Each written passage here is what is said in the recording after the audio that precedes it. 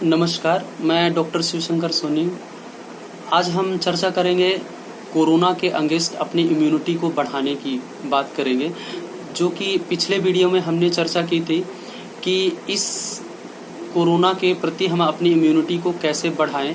Corona ही क्या, उससे और भी जो भी जितनी भी बीमारियां होती हैं उसके प्रति हम अपनी इम्यून सिस्टम को कैसे बढ़ा सकते हैं, उसी के संदर्भ में चर्चा करते हुए पिछले वीडियो में हमने बात की थी कि हर मनुष्य में दोष, प्रकृति और गुण होते हैं। उसी के बेस पर चिकित्सा की जाती है और यही दोष, प्रकृति और गुण हर इंसान में अलग अलग होते हैं, जिसके बेस पर हम चिकित्सा करते हैं। तो आज दर्शकों मैं आपको ये बताऊंगा कि ये दोष, प्रकृति और गुण, इसके बारे में थोड़ा सा ब्रीफ में डिस्कशन करेंगे। तो सबसे पहले बात करते हैं दोष पर।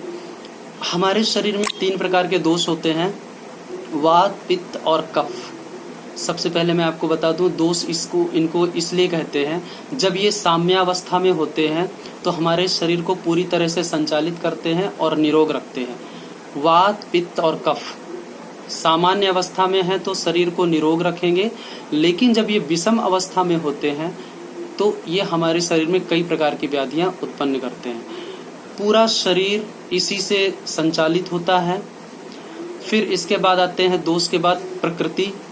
प्रकृति हमारे शरीर में 7 प्रकार की होती है, वात, पित्त, कफ, वात, पित्त, कफज और वात कफज। और एक होती है सम प्रकृति, जिसमें तीनों दोष बराबर होते हैं। फिर उसके बाद होते हैं गुण। 3 गुण होते हैं, सत्व, रज और तम। ये जो तीनों गुण भी हमारे त्रिदोष जो वात, पित्त, कफ के आधार पर ही होते हैं।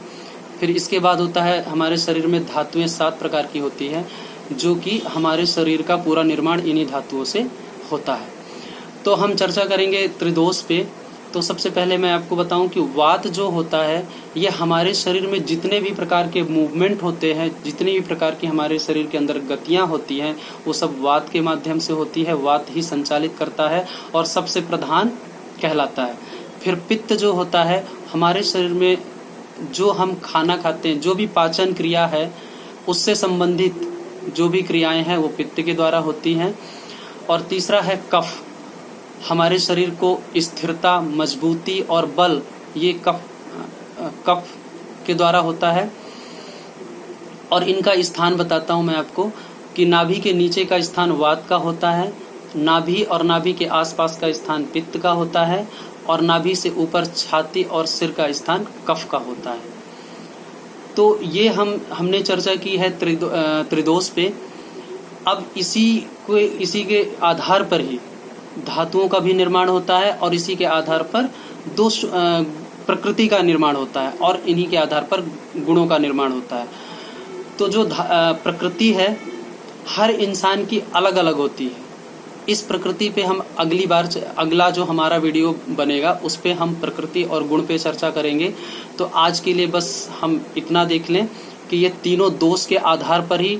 अच्छा, एक चीज़ और बताना चाहूँगा कि इन्हीं तीनों दोष के आधार पर हमारी नाड़ी की परीक्षा होती है। इसी से हम नाड़ी का ज्ञान करते हैं और इसी के आधार पर परीक्षा करने के बाद चिकित्सा की जाती है।